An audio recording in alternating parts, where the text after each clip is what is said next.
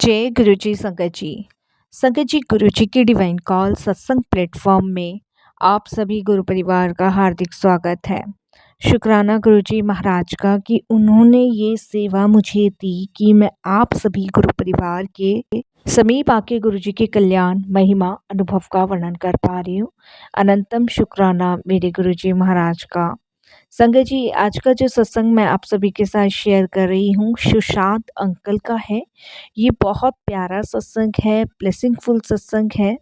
सभी गुरु परिवार से हाथ जोड़ के विनती है, सत्संग को अंत तक सुने, ध्यान से सुने और पूरा सुने। जैसे कि संगत जी, मैं हर सत्संग में आप सभी से रिक्वेस्ट करती हूँ कि सत्संग को बीच में बिल्कुल भी ना छोड़ें। सत्संग के माध्यम से हमारे कितने सारे सवालों के जवाब और कितने दुख दर्द कष्टों से हमें मुक्ति मिलती है, ये संगत जी कह पाना बहुत मुश्किल है, क्योंकि ये लीलाएं गुरु जी की है, ये गुरु जी जाने। बस हमें अपने सत्संग को सुनना है पूरी श्रद्धा और भाव से, और अपने कष्ट कटवाने हैं, अपने कर्म कटवाने हैं। इसीलिए संगत जी, हमारा सत्संग सुनना अत्यंत आवश्यक है।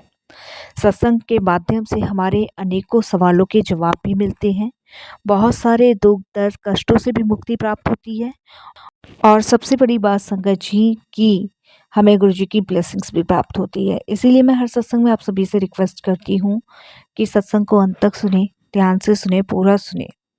संगत जी, गुरु जी महाराज अक्सर कहा करते थे कि सत्संग सुनने वाले का भी कल्याण, करने वाले का भी कल्याण। तो यहाँ दोनों का ही कल्याण है। इसलिए हमें अपनी ब्लेसिंग्स को बिल्कुल भी नहीं खोना और गुरु जी के दिए हुए निर्देश का पालन करना है।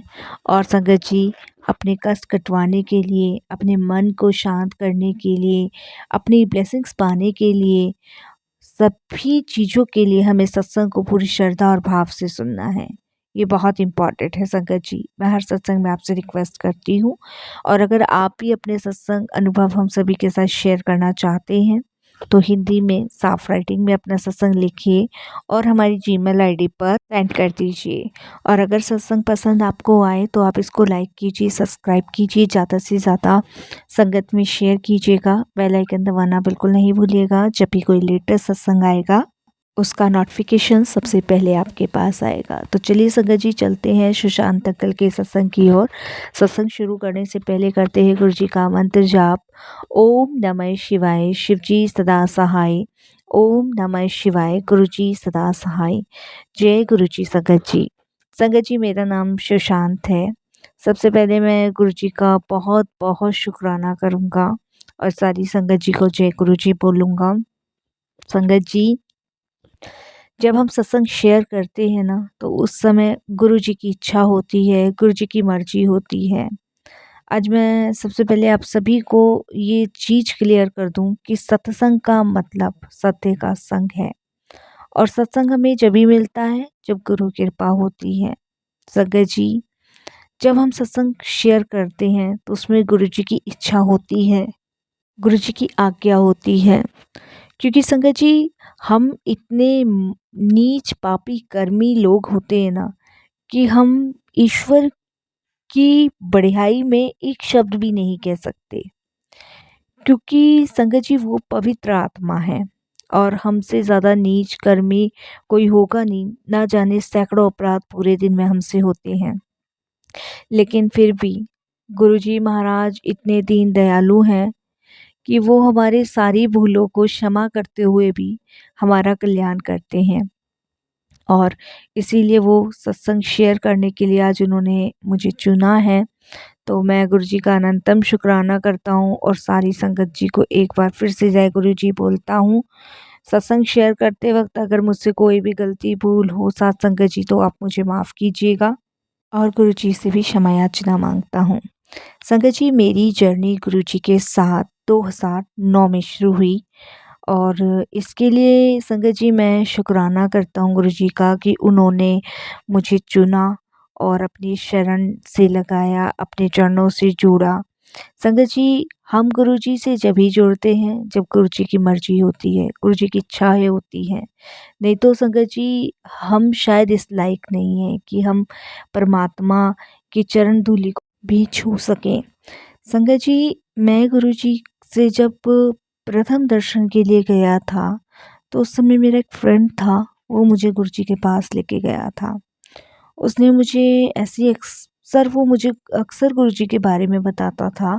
ख़ैर संगत जी, वो तो गुरुजी की फ़िज़िकल फ़ॉर्म के टाइम से जाता रहा था, बट शायद मेरा बुलावा नहीं था, मेरे कर्म अच्छे नहीं थे, जो गुरुजी मुझे उस टाइम बुलाते हैं अपने पास। और वो कहते हैं ना, बिना गुरुजी की मर्ज़ी, गुरुजी की इच्छा से तो एक पत्ता नहीं हिलता, तो उनके पास तो बहुत दूर की बात थी।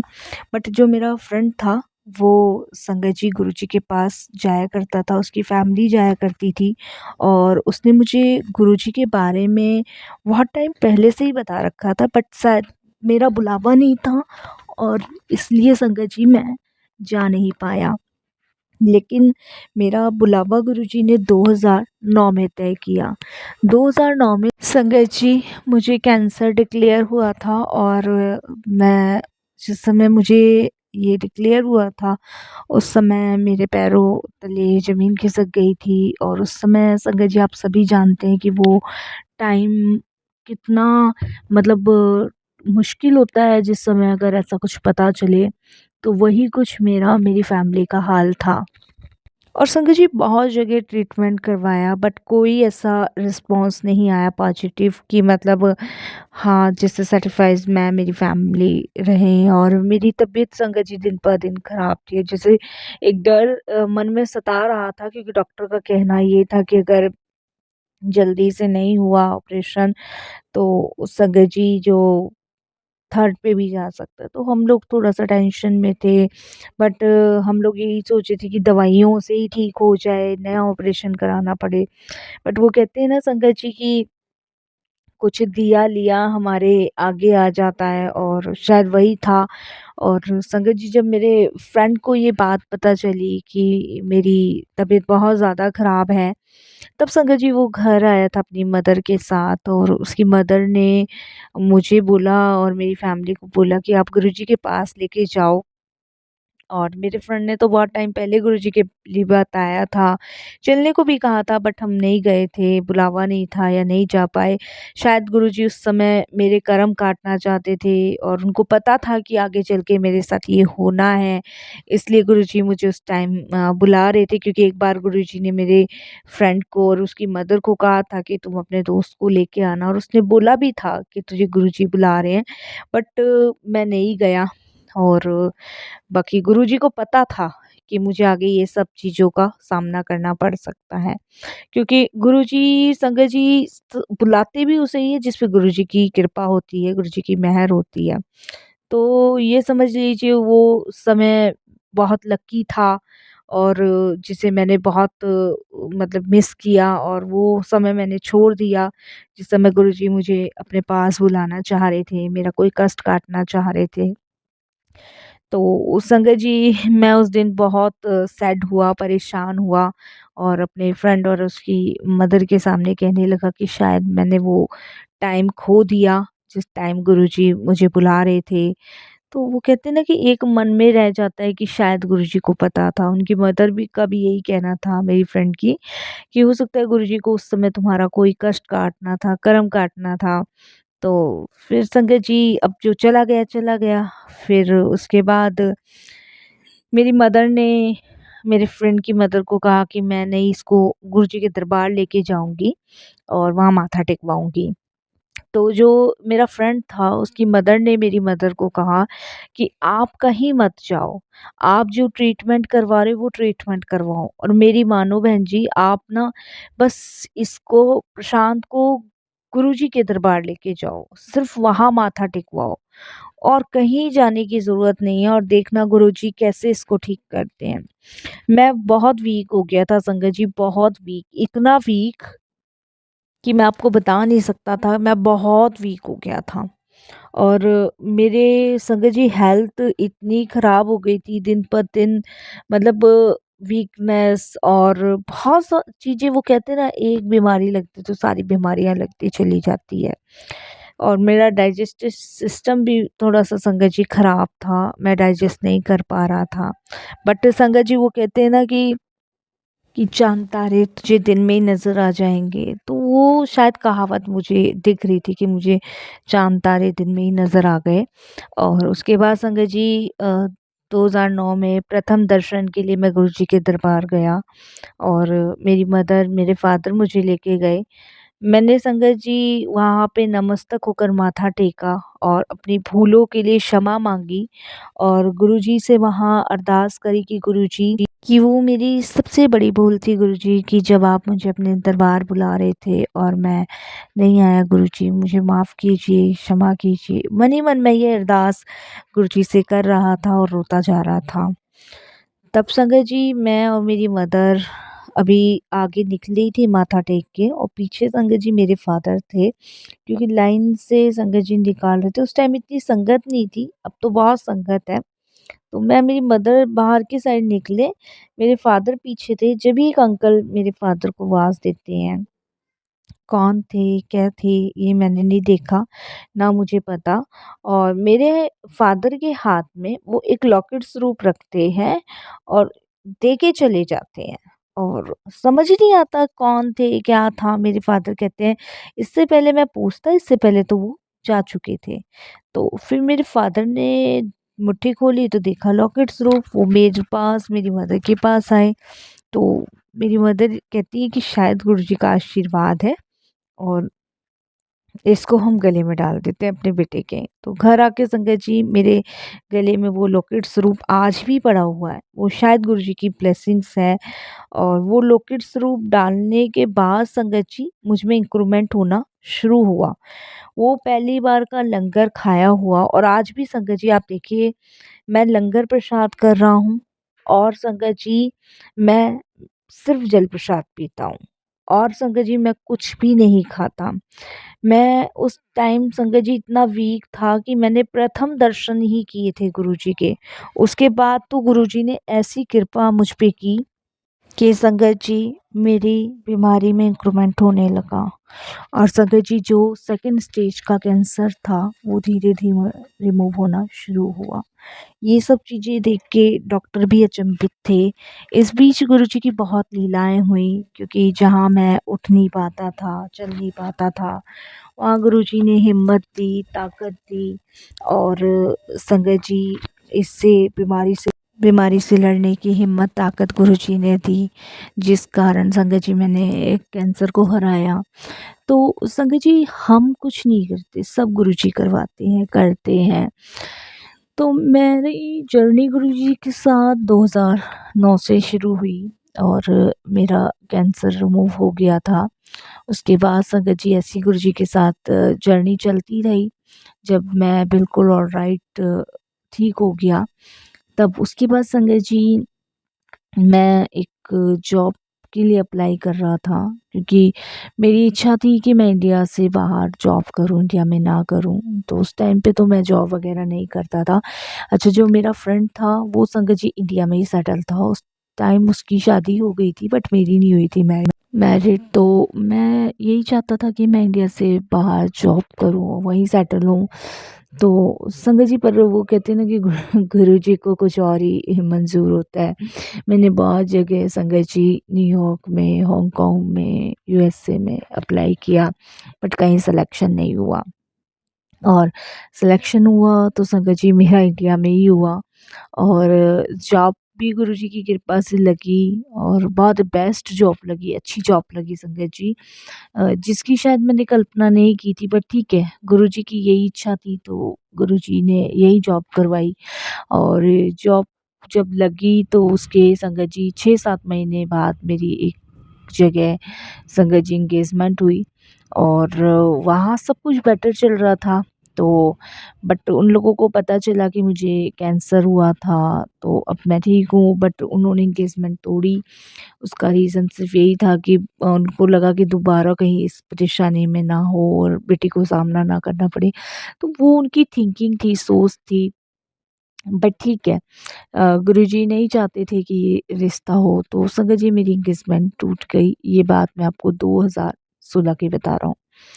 तो उसके बाद संगत जी 2016 ऐसे ही रहा, 17 ऐसे ही रहा।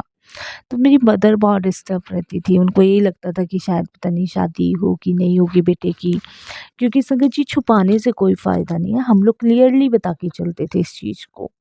तो उसके लिए भी गुरुजी ने एक रास्ता ढूँढ रखा था। 2018 में संगत जी गुरु ही परिवार की संगत है, वो भी गुरु जी को बहुत मानते हैं, बहुत फ़ॉलो करते हैं। तो मेरी मौसी ने ये रिश्ता बताया था 2018 में, और 15 मई को संगत जी मेरी शादी संपन्न हुई गुरुजी की कृपा से। तो उसके बाद तो संगत जी गुरुजी की ऐसी कृपा रही मेरे पे, मेरी वाइफ पे और पूरी फैमिली में, क्योंकि गुरुजी के पास एक जना जाता है तो वो पूरी फैमिली को ब्लेस करते हैं। वो पल-पल संगत जी हमारे सपोर्ट में, हमारे साथ खड़े रहते हैं और हमें हर एक परेशानी, आने वाली परेशानी और जो चल रही होती है उससे सबसे बचाते हैं, प्रोटेक्ट करते हैं। तो 2018 में संगत जी शादी संपन्न हुई और 2020 में संगत जी मुझे ट्विन्स बेबी बॉय हुए। तो ये सब गुरुजी की कृपा थी, गुरुजी की मेहर थी। हमारी सोच से कहीं ज़्यादा आगे गुरुजी की सोच होती है।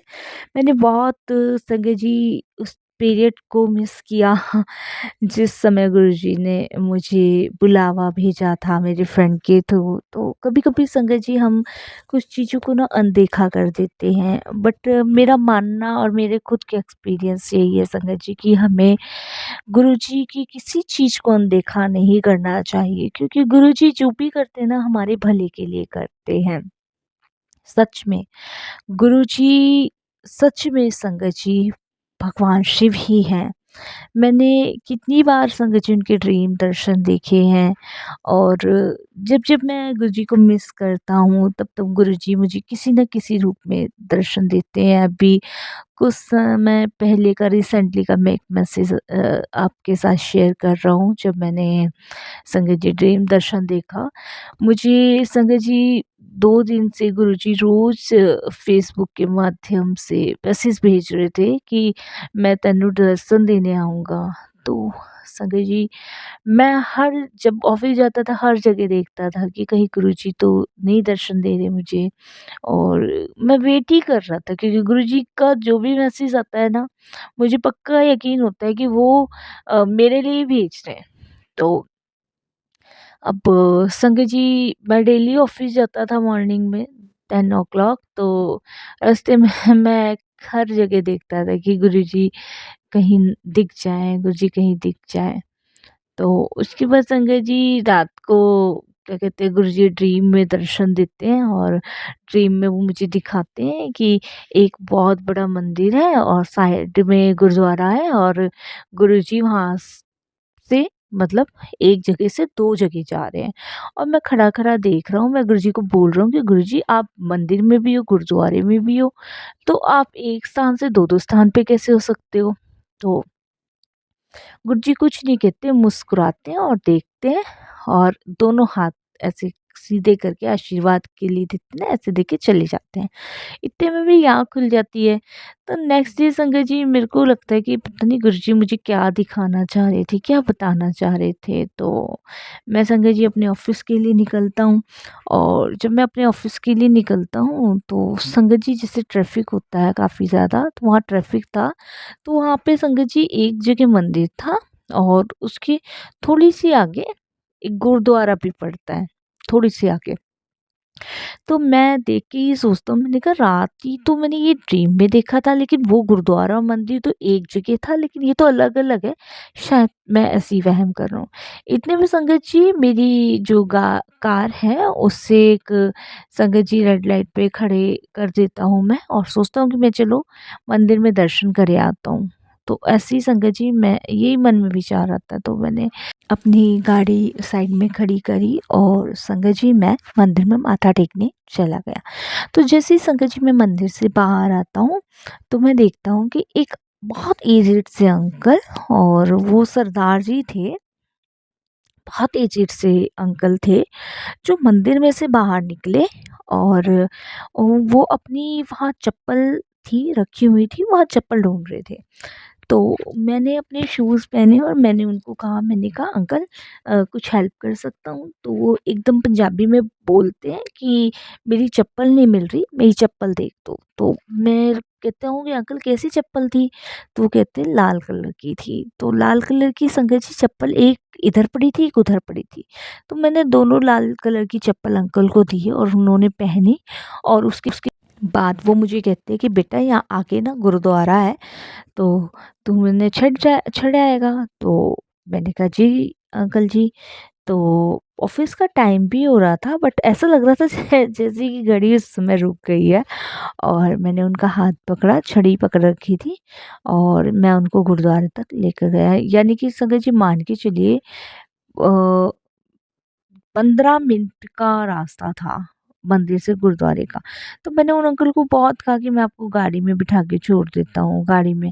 बट वो नहीं माने, वो कहते कि नहीं गाड़ी में नहीं बैठूंगा मैं, और मुझे पैदल छोड़ के आ। तो पैदल जाते हुए वो अंकल बहुत सारी बातें करे जा रहे थे और मैंने गुरुद्वारे के पास उनको छोड़ा और छोड़ने के बाद संगत जी उन्होंने बहुत सारा आशीर्वाद दिया और बहुत सारी ब्लेसिंग्स दी। और उसके बाद संगत जी मैं वापस आ गया। तो मेरे मन में आया संगत जी कि मैं लेट तो हो चुका हूँ और क्यों ना मैं गुरुद्वारे में भी दर्शन करता हुआ चला जाऊँ। तो लेट तो हो ही गया था संगत जी उस दिन मैं। तो मैंने अपने ऑफिस में एक मैसेज डाला और संगत जी पता नहीं दिल कर रहा था मतलब उस गुरुद्वारे में जाने का, उन अंकल से मिलने का दोबारा से। तो मैंने अपनी गाड़ी ली, उठाई वहाँ से और संगत जी आगे बढ़ा। गुरुद्वारे के सामने एक पार्क है, पार्किंग भी है, वहाँ मैंने अपनी गाड़ी लगाई और संगत जी मैं गाड़ी से निकला, गुरुद्वारे के अंदर गया तो गुरुद्वारे में देखा तो वहाँ पे कुछ संगत बैठी हुई थी और कोई नहीं था। मैंने बहुत जगह वहाँ गुरुद्वारे में अंकल को देखा बट मुझे वो अंकल दिखाई नहीं दिए। और वहाँ पे संगत जी कुछ बच्चे थे और बाहर आके मैंने उन बच्चों से पूछा, मैंने कहा यहाँ एक सरदार जी अंकल आए थे जिन्होंने पीले कलर का चोला पहन रखा था और ब्लैक कलर का पटका था और पगड़ी लाल कलर की लगा रखी थी। तो बच्चे कहते हैं कि यहाँ तो कोई नहीं आया। और फिर वहाँ पे एक बाई जी थी जो सब्जियां काट रही थी, उनको भी बोला तो वो कहते यहाँ तो कोई नहीं आया। मैंने कहा अभी आपने देखा नहीं होगा, कोई आया होगा और मैं यहीं से छोड़ के गया हूँ। क्योंकि संगत जी जब मैं क्या कहते हैं अंकल को छोड़ने गया था तो गुरुद्वारे के बाहर छोड़ के वापस आ गया था। बट सब मना कर रही थी कि यहाँ कोई नहीं आया। और यहाँ तो आंटी बताते हैं कि मैं काफ़ी देर से बैठी यहाँ सब्जियां काट रही हूँ, यहाँ तो कोई नहीं आया। तो संगत जी मेरे माइंड में आता है शायद इन्होंने देखा नहीं होगा। तो बाहर जैसे सेवादार होते हैं ना जो पहरा कर रहे होते हैं और मैं उनको बोलता हूँ, तो वो मुझे एकदम से बोलते हैं कि भई यहाँ तो कोई नहीं आया, अभी तक तो कोई नहीं आया। आप आए थे और आप अकेले आए थे उस समय, आपके साथ तो कोई अंकल नहीं थे। तो मैंने उनको बोला मैं अभी कुछ देर पहले तो एक अंकल को छोड़ के आया था। वो कहते हैं कि यहाँ कोई नहीं आया था, शायद तुम्हारे साथ गुरु नानक आए होंगे। तो आज तो तुम्हें ब्लेस कर गए, इस तरीके से वो कहते हैं। और संगत जी फिर मैं गुरुजी का इतना शुक्राना करता हूँ। मैंने कहा गुरुजी आप साथ थे, मैं आपके साथ वहाँ से मंदिर से लेके गुरुद्वारे तक पैदल चला और आपने एक बार अपने होने का एहसास नहीं दिलाया। हम कितने मूर्ख हैं ना संगत जी, गुरुजी हमारे साथ थे पर हम फिर भी नहीं पहचान पाए। तो इसीलिए संगत जी कहते हैं ना, अपनी आँखें और अपना दिल हमेशा खोल के रहना चाहिए। गुरुजी कब हमें ब्लेस कर दे, कब वो हमारे साथ हों। और संगत जी वो दृष्टि चाहिए गुरुजी को देखने के लिए जो हमारे पास नहीं है।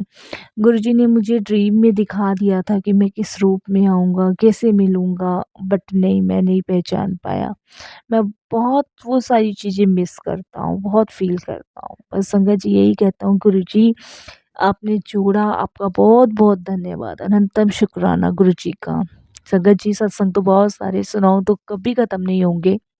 बट अभी वाणी को विराम दूँगा, बहुत लंबा सत्संग हो जाएगा। फिर गुरुजी की आज्ञा होगी फिर शेयर करूँगा। अभी संगत जी यही कहूँगा कोई भूल-चूक हो माफ़ करना। ये वो सत्संग मैंने आप सबके साथ शेयर किए जो मेरे सबसे ज़्यादा दिल के करीब था संगत जी। अगर कोई भी भूल-चूक हो, कैसी भी भूल-चूक हो तो क्षमा कीजिएगा। बस मैं यही अरदास करूँगा गुरुजी से कि वो ऐसे ही अपने अंग संग जोड़े रखें और ऐसे ही ब्लेस करें। संगत जी, बस वाणी को विराम देता हूँ गुरु जी के मंत्र जाप के साथ। ओम नमः शिवाय। शिव जी सदा सहाय। ओम नमः शिवाय। गुरु जी सदा सहाय।